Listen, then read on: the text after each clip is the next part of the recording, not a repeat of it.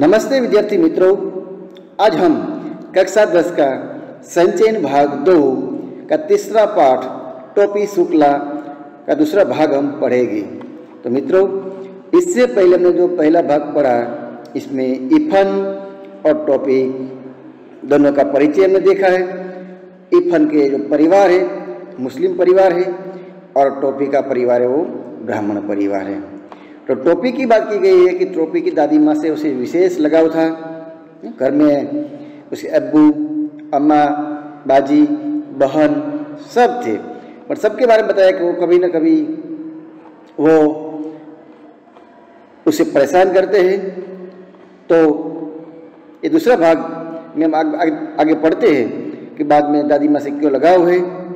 तो उससे पहले हम जो कल टोपी के बारे में और इफन के बारे में थोड़ा भी जान लेते हैं। तो इफन के पिता कलेक्टर की जो नौकरी कर रहे हैं तो तबादला हो रहा है। तो इफन की दादी माँ का जो परिचय दिया है कि वो मायके में एक जमींदार की बेटी थी और 10 साल की उम्र में वो ब्याह करके आई। और स्वाभाविक है कि जमींदार की बेटी होने के नाते वहाँ घर पर सुख सुविधा ज़्यादा होती है और यहाँ मौलवी के घर में ब्याह करके आई है तो उसके लिए तरस गई। और यहाँ टोपी के परिवार में भी सब लोग हैं पर टोपी का मान सम्मान बहुत कम है और विशेष लगाव देखा जाए तो टोपी का और इफन की दादी माँ से है। तो लास्ट में ने जो देखा कि इफन की दादी माँ से विशेष लगाव रखता था क्योंकि कभी उसने डांटा नहीं है, कभी कुछ कहा नहीं है। और दादी माँ जो कहानी सुनाते थे तो कहानी हम आगे बढ़ते हैं।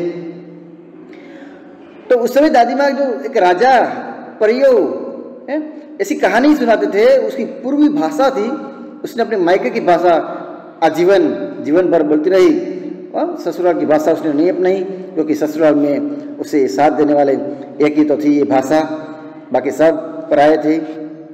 तो दादी माँ की भाषा देखते हैं कि दादी की जो भाषा पर वो सभी कभी नहीं मुस्कुराया। टोपी कभी मुस्कुराते नहीं है, हंसते नहीं है क्योंकि दादी माँ ऐसी बोलती है तो उसे तो अच्छी भली लगती थी। टोपी को, इफन को दादी माँ की भाषा है अच्छी लगती थी, परंतु अबू नहीं बोलने देते थे। स्वाभाविक है कि दादी माँ की जो भाषा है वो पूर्वी भाषा है और वो भाषा बोलने के लिए उसके जो अब्बू वो मना करते थे। और जब वो दादी से इसकी शिकायत करता कि दादी माँ कि दादा, अब्बू, पिताजी, दादा तो मर गए थे, पिताजी कि मुझे भाषा बोलने देते नहीं है, तो वो हंस पड़ती है। दादी माँ हंसती है कि मोरा क्या है, अरे वो बेटा मेरा क्या है बेटा, मैं तो अनपढ़ गंवारन की बोली, मैं तो अनपढ़ और गांव की बोली बोलती हूँ, तू काहे को बोलने लगी हो कि तू ये भाषा क्यों बोलने लगा, तू अपने अब्बा की ही बोली बोलो, पिताजी की जो भाषा है वही बोलो। बात खत्म हो जाती है और फिर कहानी शुरू हो जाती है। दादी माँ रात को बहरामबूझ राजाओं की, परियों की कहानी सुनाती है। तो तब वो बादशाह, लास्ट में जो बोला था कि बादशाह था देश में, मुल्क में, तो तब वो बादशाह कहीं से तुरंत एक दो हिरन मार लिया हुआ, एक दो हिरन का शिकार करके लेकर आता है। पहले के राजाओं जंगल में जाते थे, हिरन का शिकार करते थे, उसका शौक था। और यही बोली टोपी के दिल में उतर गई। टोपी को भी दादी माँ की भाषा बहुत अच्छी लगती थी। इफन की दादी उसे अपनी माँ की पार्टी की दिखाई दी। इफन की दादी उसे अपनी माँ की पार्टी की दिखाई दी, माँ जैसी लगने लगी और अपनी दादी से तो उसे नफरत थी। यानी कि इफन की दादी माँ से उसे लगाव हो गया है, लेकिन अपने ही घर में टोपी को अपनी दादी से बहुत ही घृणा, नफरत थी, नफरत कि जाने कैसी भाषा बोलती थी, हमेशा डांटने की भाषा बोलती थी। और इफन के अब्बू, उसका मित्र इफन है, उसके अब्बू और उसकी भाषा एक थी, एक जैसी भाषा थी डांटने की। और एक इलाके में रहते हैं तो उसकी भाषा सेम है। और जब वह इफन के बारे में घर जाता तो उसकी दादी की ही वे पास बैठने की कोशिश करता। स्वाभाविक हमें जहाँ से लगाव मिलता है, प्रेम मिलता है, अच्छा लगता है, बच्चे प्यार के भूखे होते हैं, तो दादी माँ के ही पास बैठते कोशिश करता है।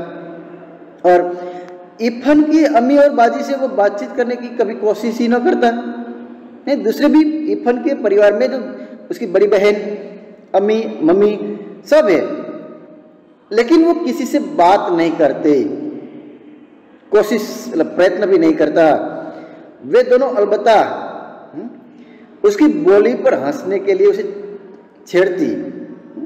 अलबत्ता मतलब जब वो बोलता है, जो इसका अर्थ ये नीचे दिया गया है, बल्कि इनकी उसी भाषा पर वो हंसते हैं, तब छेड़ती, मजाक करते हैं। परंतु जब बात बढ़ने लगती तो दादी बीच बचाव करवा देती। दादी माँ बीच में आती है और झगड़ा जो होता है, बातचीत बढ़ जाती है, उसे शांत करवाती है और कहती है कि ते काहे को जाते उन सबन के पास, मुंह बोली, तू क्यों उन लोगों के पास जाता है, मुंह पिटावे, को झाड़ू मारे, छोड़ दो। ऐसे लोगों को मुंह कौन लगे, ऐसे लोगों के पास हम क्यों जावे, चल इधर आ जा। और वो डॉक्टर डांट कर कहती है, दादी माँ से ही कहती है कि तू काहे को उसके पास झगड़ा करने के लिए जा रहा है, इधर आ जा। परंतु हर शब्द डांटती है, फिर भी हर शब्द शक्कर का खिलौना मीठा। जिस प्रकार शक्कर हो ऐसे खिलौना बन जाता है। अमावट, आम का रस, उपली जो तार ऊपर की होती है, बन जाता है। तिलवा, गुड़ के तल और गुड़ के जो लड्डू है, तिलवा बन जाता है। यानी दादी माँ के डांटने में भी उसे प्यार मिलता है, स्नेह मिलता है, वात्सल्य मिलता है। तो दादी माँ थोड़ा डांटती है तो कहती है, तो उसके पास क्यों जाते हो। तो दादी माँ का हर एक शब्द शक्कर का खिलौना, अमावट और तिलवा बन जाता है और वह चुपचाप उसके पास चला जाता है, दादी माँ के पास चला जाता है। और दादी माँ प्रश्न करती है कि तोरी अम्मा क्या कर रही है, तुम्हारी मम्मी क्या कर रही है। तब दादी हमेशा यही से बात शुरू करती है। जैसे ही टोपी घर जाते हैं, इफन के घर, दादी माँ से यही बात से शुरुआत करती है कि अम्मा क्या कर रही है। पहले तो वो चक्कर आ जाता है कि अम्मा क्या होता है, कि अम्मा क्या होता है। फिर वो समझ गया कि अम्मा है वो माता जी को कहते हैं, क्योंकि मुसलमान और हिंदू की जो भाषा थोड़ी अलग पड़ती है। तो अम्मा पहले उसे समझ में नहीं आया और बाद में समझ आ गया कि अम्मा है वो माता जी को कहते हैं। ये शब्दों से अच्छा लगा अम्मा। वो इस शब्द को गुड़ की डली, गोड़नो गांगड़ो, गुड़ की डली की तरह चुभलाता रहा। चुभलाना जैसे गुड़ की मुंह में छोटा सा डली और हम चगरते हैं, चुभलाते हैं, उसी प्रकार मन में बोलता रहा अम्मा अब्बू बाजी, अम्मा अब्बू बाजी। इनकी वो शब्दों को, शब्द पहली को याद करने लगा। फिर एक दिन गजब हो गया, गजब, क्योंकि ये शब्द घर पर बोलना, और वो भी रूढ़िवादी ब्राह्मण परिवार में, तो गजब हो जाएगा। डॉक्टर भृगु नारायण शुक्ला, नीले तेल वाले पिताजी, टोपी के, बहुत लंबा नाम, कि नीले तेल वाले के घर में भी 20वीं सदी प्रवेश कर चुकी थी। आधुनिकता, 20वीं सदी का प्रवेश करना यानी कि आधुनिकता की ओर संकेत कर रहे हैं कि यानी खाना मेज और कुर्सी पर होता था। लगती तो थालियां ही, परंतु चौके पर नहीं। चौका पहले पुराने समय में जमीन पर ऐसा चौका बनाया जाता था, वहां पर खाने खाने बैठते थे। अब यहाँ डॉक्टर भृगु नारायण नीले तेल वाले शुक्ला जी है, उसके घर में भी आधुनिकता प्रवेश कर चुकी है। तो टेबल पर खाना होता था और टेबल पर थाली पिरोसी जाती थी। और उस दिन ऐसा हुआ कि बैंगन का भुर्ता, रिंगणानु शाक, उसे जरा बड़ो अच्छा लगा, मजा आया खाने में। राम दुलारी खाना परोस रही थी, टोपी ने कहा, अम्मी जरा बैगन का भुर्ता। अब देखो, मम्मी यानी कि टोपी की मम्मी है राम दुलारी, खाना परोस रही थी। टोपी ने कहा, अम्मी जरा बैगन का भुर्ता, यानी कि मुझे चाहिए। तब अम्मी, मेज पर जितने भी हाथ थे, यानी मेज पर जितने लोग खाना खाने बैठे थे, सब खाना खाते खाते रुक गए, सबके हाथ रुक गए। जितनी आंखें थी, जो लोग खाना खाने बैठे थे, सब टोपी के चेहरे पर जम गई, यानी कि सब लोग टोपी को देखने लगे। अम्मी, यह शब्द इस घर में कैसे आया? कि ब्राह्मण परिवार है, रूढ़िवादी परिवार है, अम्मी शब्द है, इस घर में कैसे आया? अम्मी परंपराओं की दीवारें डोलने लगी, यानी कि रूढ़िवादी जो परंपरा है, और ये मुस्लिम शब्द है, जैसे कि उसका जो रूढ़िवादी परंपरा है, नियम है, ब्राह्मण का जो शिष्ट है, जैसे टूट गया हो, ऐसी परंपराओं की दीवार टूटने लगी हो, डोलने लगी हो। ये लफ्ज यानी कि शब्द तुमने कहां से सीखा है? प्रश्न किया सीधा गुस्से के साथ। सुभद्रा देवी ने सवाल किया। दादी माँ ने कहा, ये शब्द, ये लफ्ज तुम कहां से सीख कर आए हो? गुस्से के साथ चिल्लाई। तब ये लफ्ज टोपी ने आंखें नचाई। लफ्ज क्या होता है मां? आंखें घुमाई। ये लफ्ज, ये शब्द, ये क्या होता है? मां से प्रश्न किया। ये अम्मी कहना, तुमको किसने सिखाया है? दादी माँ गर्जी, चिल्लाई, ये अम्मी तुम कहां से सीख कर आए हो? ये हम इफन से सीखा है। ये शब्द हमने कि इफन के घर से सीखा है। उसका पूरा नाम क्या है इफन का? इन हम न जानते। इफन दोस्त है, पर इफन का जो पूरा नाम है, उस समय एक बाल सहानुभूति है, तो टोपी है, और इफन का पूरा नाम नहीं जानता था। ते कौन मियाँ, किनके बेटे से? कौन मियाँ के लड़का से दोस्ती कर ली है बे बायरे? तुमने किसके दो लड़के से दोस्ती करके रखी है? राम दुलारी की आत्मा गनगना गई, बहुत गुस्से हो गई, दिमाग में गुस्सा छा गया है, हृदय पर आघात लगा। बहू जब ये बोली कि लड़का से दोस्ती कर ली, तब कहती है कि बहू, तुमसे कितनी बार कहूं कि मेरे सामने गवारों की ये जबान न बोला करो। अभी बोला ना कि मियाँ के लड़का से दोस्ती कर लिए बाहर। अब दादी माँ बहू को डांटने लगे कि बहू, तुमसे कितनी बार कहूं कि मेरे सामने गवारों की ये जबान न बोला करो। अब सुभद्रा देवी राम दुलारी पर बरस पड़ी। अब लड़ाई का मोर्चा बदल गया, यानी अब सास बहू के बीच में लड़ाई हो गई। तो इस प्रकार यहां पर अब देखा जाए तो ये प्राचीन परंपरा है, ये रूढ़िवादी विचारसरणी है, और उसी की वजह से बहुत सारी कभी कभी ऐसे रूढ़िवादी परंपराओं में जो बदलाव आता है। तो इस प्रकार अब मोर्चा जो लड़ाई का बदल गया है। दूसरी लड़ाई के दिन थे, इसलिए जब डॉक्टर भृगु नारायण नीले तेलवाले को यह पता चला कि टोपी ने कलेक्टर साहब के लड़के से दोस्ती गांठ ली है, दोस्ती बना ली है, तो वो अपना गुस्सा पी गए और तीसरे दिन कपड़े और शक्कर के परमिट ले आए। गुस्सा पी जाना, गुस्सा ठंडा करना है, और दूसरे दिन ही शक्कर और परमिट ले आना। ठंडा दिमाग का जो कलेक्टर साहब है, उससे भी कभी कभी काम आता है, तो उसने जो गुस्सा थोड़ा ठंडा कर लिया है। परंतु दादी माँ और अम्मा तो डांटते ही है। परंतु उस दिन टोपी की बड़ी दुर्गति, अरे बुरा हाल हुआ, दुर्गति बनी, बुरा हाल हुआ। और सुभद्रा देवी तो उसी वक्त खाने की मेज से उठ गई, और राम दुलारी ने टोपी को फिर से बहुत मारा, बहुत दुर्गति हुई, मारा पीटा। ते फिर जैबे ओकरा घरे, तू फिर से उसके घर जाएगा? प्रश्न किया है। टोपी कहता है हाँ, क्योंकि बाल सहानुभूति है, जीवन में उसका पहला दोस्त है। अरे तोहरा हाँ में लुकरा आगे माटी मिलाऊ, तुम्हारी हाँ में क्या माटी मिलाऊ? धिक्कार है तुम्हें, डांट रही हो फिर भी तुम जाने की तैयार हो रही हो, ऐसे डांटती हुई। तब राम दुलारी मारते मारते थक गई, परंतु टोपी ने यह नहीं कहा कि वो इरफान के घर नहीं जाएगा।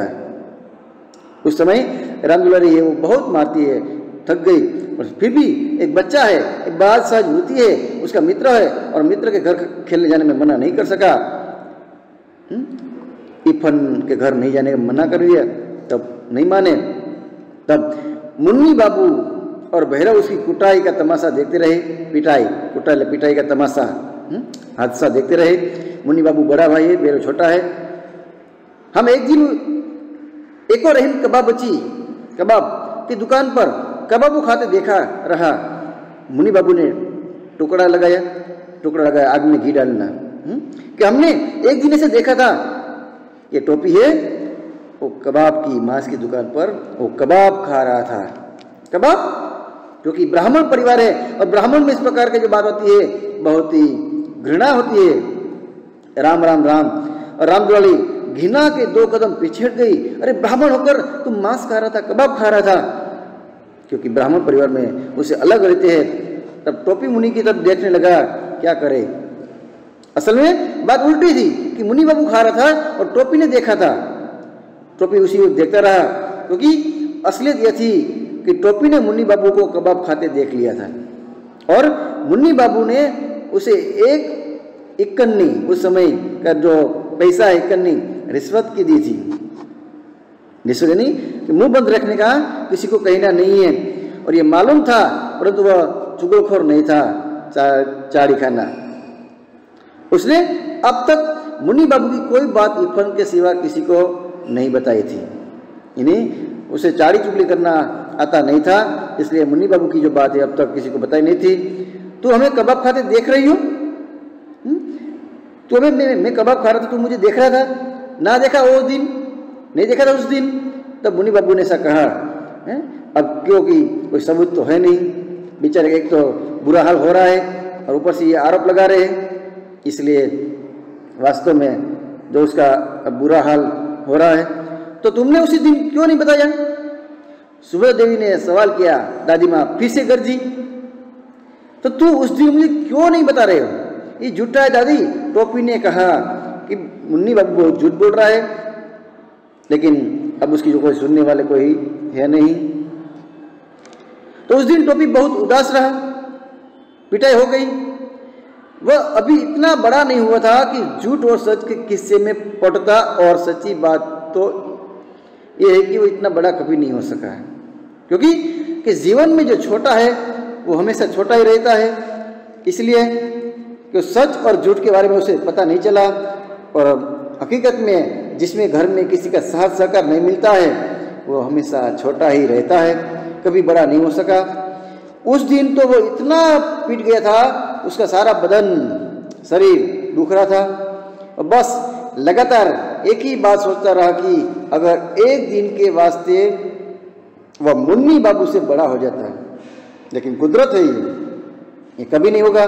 वो सोच रहा था कि एक दिन सिर्फ मैं बड़ा हो जाऊं, मुन्नी बाबू से बड़ा हो जाऊं, तो मुन्नी बाबू को भी दिखा दूं तो समझ लेता उसे, परंतु मुन्नी बाबू से बड़ा हो जाना उसके बस में तो था नहीं। कुदरत है, वह मुन्नी बाबू से छोटा पैदा हुआ और उनसे छोटा ही रहा है। ये कुदरत की परंपरा है, उसे हम बदल सकते नहीं है, चेंज नहीं कर सकते हैं। तो दूसरे दिन वह जब स्कूल में इरफान से मिला तो उसने ये सारी बातें बता दी। स्वाभाविक है कि अपने मित्र से ही सुख दुख की बातें हम बांटते हैं। तो दोनों ज्योग्राफी का घंटा छोड़कर, क्लास छोड़कर सरक गए और परचूरण की दुकान से इरफान ने केले खरीदे। बात यह थी कि टोपी फल के अलावा और किसी चीज को हाथ लगाता नहीं था, यानी इरफान के घर का जो खाना है वो नहीं खा रहा था। ब्राह्मण परिवार में से इसलिए थोड़ा वो अंतर रखता था, तो केले खरीदे, इसलिए उसने केले खा सकते हैं। ऐसा ना हो सकता है, ऐसा ना हो सकता है कि हम लोग दादी बदल ले। मेरी दादी मुझे बहुत डांटती है, मारती है। इरफान से कहता है चलो हम दादी बदल ले। टोपी कहता है कि तोहरी दादी हमारे घर आ जाए और हमारी तोहरे घर चली जाए। दादी का एक्सचेंज, कि मेरी दादी माँ तुम्हारे घर चली जाए और तुम्हारी दादी मुझे बहुत प्यार करती है, मुझे कहानी सुनाती है तो मेरे घर आ जाए। तो हमारी दादी तब बोलियो तू ही लोगों को कि मेरी दादी माँ भी तुम लोगों जैसी बोली बोलती है। तो हम दादियों का एक्शन कर लेते हैं, तुम लोगों को बोलती, तुम लोग जैसी भाषा बोलती थी। ये नहीं हो सकता है। इफन कहता है कि नहीं, ऐसा नहीं कर सकते हम, दादी माँ हम नहीं बदल सकते। अबू ये बात नहीं मानेंगे कि मेरे पिताजी ये बात कभी स्वीकार करेंगे नहीं, कभी मानेंगे नहीं। और मुझे कहानी कौन सुनाएगा, ये भी एक प्रश्न है कि दादी माँ हर दिन मुझे कहानी सुनाती है, तो अब कहानी कौन सुनाएगी। और तुम्हारी दादी को 12 भुज की कहानी आती है। सामने प्रश्न करते, देखो कि दोनों बाल सहज कैसी बातें कर रहे हैं। उसे संसार की जो वास्तविकता है अभी उसे पता नहीं है कि तुम्हारी दादी माँ को 12 भुज की कहानी आती है। प्रश्न किया, तो तू हमें एक दो दादियों ना दे सकती होती, तू हमें एक दादी माँ नहीं दे सकता है, सकती हो सकता। टोपी ने खुद अपने दिल के टूटने की आवाज सुनी, अपने हृदय जिसे आघात लगता है, अपनी इच्छा जिसे पूरी नहीं होती है, उसी प्रकार उसे कहते हैं उदास और मायूस होकर कहते हैं तू हमें एक दादी माँ नहीं दे सकता है। कि जो तेरी दादी है वो मेरे अबू की अम्मा भी तो है, मेरी दादी माँ है, सिर्फ मेरी दादी माँ नहीं है, मेरे अबू की मम्मी भी है। इफन ने कहा, ये बात टोपी की समझ में आ गई, हाँ ये बात भी सही है कि अब्बू की अम्मा भी है, तो तुम्हारी दादी मेरी दादी की तरह बूढ़ी होगी। इफन कहता है कि तुम्हारी दादी मेरी दादी की तरह बूढ़ी होगी, हाँ कहता है, तो फिक्र मत कर, तो टेंशन मत लो। इफन ने कहा कि मेरी दादी कहती है कि मेरी दादी माँ कहती है कि बूढ़े लोग मर जाते हैं, मतलब कि तुम्हारी दादी माँ भी मर जाएगी, हमारी दादी ना मरी है। टोपी कहता है कि नहीं, मेरी दादी माँ नहीं मरेगी। अरे मरेगी कैसी नहीं, क्या मेरी दादी माँ झूठ बोलती है, झूठ कहती है? नहीं, बूढ़े हो जाते हैं, उसकी मृत्यु निश्चित है, तो तुम टेंशन मत लो, फिक्र मत कर, तेरी दादी माँ की मृत्यु भी हो जाएगी। ठीक उसी वक्त नौकर आया और पता चला कि इफन की दादी माँ मर गई। संजोग देखो, जो बात चल रही है टोपी की दादी माँ की मरने की, और सामने जो संदेश आया, नौकर आए और कहा कि इफन की दादी माँ की मृत्यु हो गई। अब इफन चला गया, टोपी अकेला रह गया, वो मुंह लटकाए उदास होकर जिम्नेशियम में चला गया। वह बुढ़ा चपरासी एक तरफ बैठा था, नौकर बीड़ी पी रहा था, और वह एक कोने में बैठकर रोने लगता है, उदास हो गया, मायूस हो गया। एक सुख दुख में जो साथ देने वाला था इफन, वो भी चला गया। अब शाम को वो इफन के घर गया तो वह सन्नाटा था। स्वाभाविक है कि दादी माँ की मृत्यु हो गई है तो घर में थोड़ा शांत वातावरण बन जाता है, सन्नाटा होता है, घर के सभी सदस्य एक साथ बैठे होते हैं। घर भरा हुआ था कि रोज जितने लोग हुआ करते थे उससे भी ज्यादा ही लोग थे, क्योंकि परिवार के लोग, आसपास के लोग सब बैठने आते हैं। परंतु एक दादी के न होने से टोपी के लिए एक खाली सा हो चुका था, यानी क्योंकि इससे पहले भी जब टोपी इफन के घर जाता था तो सीधा दादी माँ से मिलता था, और घर के अन्य सदस्य से कभी उसने बात करने का कोशिश नहीं किया था। आज वही नहीं है, क्योंकि उससे पहले अब किसी से बातचीत तो किया नहीं था, उसको इसी कारणवश उसे अकेला लगने लगा, जबकि उसे दादी का नाम तक मालूम नहीं था। सिर्फ उसे प्यार था, दादी माँ का नाम भी पता नहीं था। उसने दादी के 1000 कहने के बाद भी, दादी माँ ने 1000 बार, बहुत बार कहने के बाद भी उनके हाथ की कोई चीज नहीं खाई थी। दादी माँ ने बहुत कहा था कि लो टोपी ये खा लो, पर नहीं खाया। लेकिन ये प्रेम इन बातों का पाबंद नहीं होता है, प्रेम तो हमें कहीं से भी मिल सकता है, इसलिए बंधन पाबंद प्रेम में कोई चीज, कोई वस्तु, कोई जाति, कोई धर्म, नात जात का कोई बंधन होता नहीं है। तो टोपी और दादी में एक ऐसा ही जो प्यार, ऐसा ही संबंध जो हो चुका था। इफन के दादा जीवित होते तो वह इस संबंध को बिल्कुल उसी तरह न समझ पाते, यानी कि दादी माँ की तरह बिल्कुल वो संबंध समझ नहीं पाते, उसी तरह समझ नहीं पाते जैसे टोपी के घर वाले न समझ पाए थे। टोपी का ये प्यार टोपी के घर वाले कभी समझ नहीं पाए, तो दोनों अलग अलग अधूरे थे। इस प्रकार दादी माँ की बात कहा जाए या टोपी की बात कहा जाए या इफन की बात की जाए, तीनों ही एक दूसरे से अलग थे, तब वो अधूरे थे। और यहाँ खास दादी माँ से हम बात कर रहे हैं, तो दादी माँ से टोपी अधूरे थे, एक ने दूसरे को पूरा कर दिया था। यानी कि दादी माँ की जो खालीपा है टोपी ने पूरा कर दिया था, और टोपी के जीवन में जो अकेलापन था वो दादी माँ ने पूरा कर दिया था। दोनों प्यासे थे, खास टोपी अपने घर में उसे कभी प्यार नहीं मिला है, एक ने दूसरे की प्यास बुझा दी, वात्सल्य का प्रेम से एक दूसरे की प्यास बुझा दी थी। दोनों अपने घरों में अजनबी मेहमान और भरे घर में अकेले थे, दोनों ने एक दूसरे का अकेलापन मिटा दिया था। तो एक 72 बरस की थी, इनकी दादी माँ 72 बरस की थी, और दूसरा 8 साल का, इनकी टोपी की उम्र 8 साल की थी।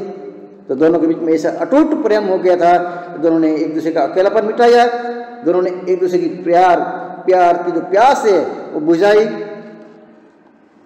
तो तोड़ी दादी की जगह, अब टोपी कह रहा है कि तोड़ी दादी की जगह हमारी दादी माँ मर गई होती तो ठीक भया हुआ कि तुम्हारी दादी माँ की जगह मेरी दादी माँ की मृत्यु हुई होती तो अच्छा हुआ था। टोपी ने इफन को पुरसा दिया। पुरसा जो अर्थ नीचे देखते हैं, सांत्वना, आश्वासन, मतलब जब उदास और मायूस होता है तब इसे आश्वासन की जरूरत होती है, पुरसा दिया। इफन ने कोई जवाब नहीं दिया, उसे इस बात का जवाब आता भी नहीं था। अब छोटे थे, अब दोनों चुपचाप रोने लगे। वहाँ बैठकर ही बातें करते हैं, सांत्वना देते हैं और उन्हें रोने लगते हैं।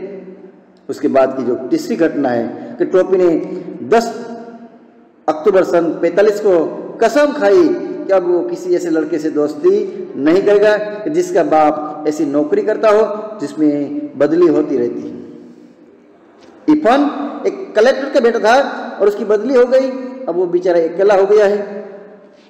तो 10 अक्टूबर सन 45 का युद्ध तो कोई महत्व नहीं, परंतु टोपी के आत्म इतिहास में, टोपी के दिमाग में इस तारीख का बहुत महत्व है, क्योंकि उसका जीवन में एकमात्र दोस्त था इफन, वो चला गया। क्योंकि इस तारीख को इफन के पिता बदली पर मुरादाबाद चले गए, बनारस से मुरादाबाद चले गए, और इफन की दादी के मरने के थोड़े ही दिनों बाद ये तबादला, एक तो दादी माँ की मृत्यु हो गई और थोड़े दिनों के बाद तब्दीली, नौकरी का स्थान बदलना, तबादला हुआ, इसलिए स्थानांतर टोपी और अकेला हो गया।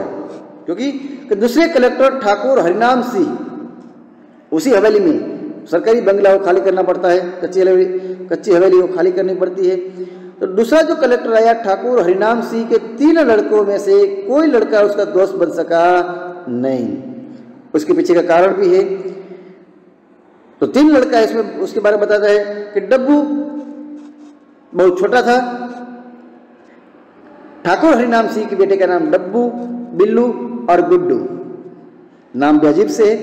तो डब्बू बहुत छोटा था, बिल्लू बहुत बड़ा था और गुड्डू था तो बराबर का, गुड्डू सेम उम्र, हम उम्र, सहपाठी था, परंतु केवल अंग्रेजी बोलता था, तो अंग्रेजी बोलता था। और यह बात भी थी कि उन तीनों को उसका एहसास, अनुभूति थी कि वे सामान्य इंसान नहीं है, सामान्य मनुष्य नहीं है, कि वे कलेक्टर के बेटे हैं। घमंड होना है, अपने पोजीशन का उसे घमंड था, कलेक्टर के बेटे हैं। और किसी ने टोपी का मुंह लगाया नहीं, किसी ने टोपी से बातचीत किया नहीं, और तीनों लड़के वो टोपी से अलग रहते हैं, इसलिए टोपी फिर से अकेला हो गया। और माली और चपरासी टोपी को पहचानते थे क्योंकि वो तो पुराने थे, इसलिए वो बंगले में चला गया। यानी कि माली ने और चपरासी ने टोपी को रोका नहीं। बिल्लू, गुड्डू और डब्बू उस समय क्रिकेट खेल रहे थे अपनी उस आंगन में ही। तब डब्बू ने हिट किया, वो गेंद को प्रहार किया, गेंद सीधी टोपी के मुंह पर आई। कैच के उसे घबरा कर टोपी डर गया, मुंह पर गेंद आ रही है, हाथ उठा लिया, मुंह के आगे हाथ कर दिया तो गेंद उसके हाथों में आ गई, मतलब कैच हो गया। आउट डेट अपील किया और हेड माली उस समय अंपायर था, उसने उंगली उठा दी, यानी कि वो आउट हो गया, ये टोपी ने कैच कर लिया। वो बेचारा केवल यह समझ सका कि जब हाउस डेट का शोर हो तो उंगली उठा देनी चाहिए, यानी उससे पहले वो कभी क्रिकेट खेला नहीं था। तो ऐसी कोई अपील हो तब अपनी उंगली उठाना चाहिए। अब बातचीत होती है, हु आर यू? डब्बू ने सवाल किया, बलभद्र नारायण। टोपी ने उसके जो नाम बताया, टोपी ने जवाब दिया, मेरा नाम है Balabhadra Narayan. Who is your father? तुम्हारे पिताजी कौन है? ये सवाल गुरु ने किया। इस प्रकार अब दोनों के बीच में जो बातचीत होती है वहाँ झगड़ा होता है और एक थप्पड़ भी लगा देते हैं।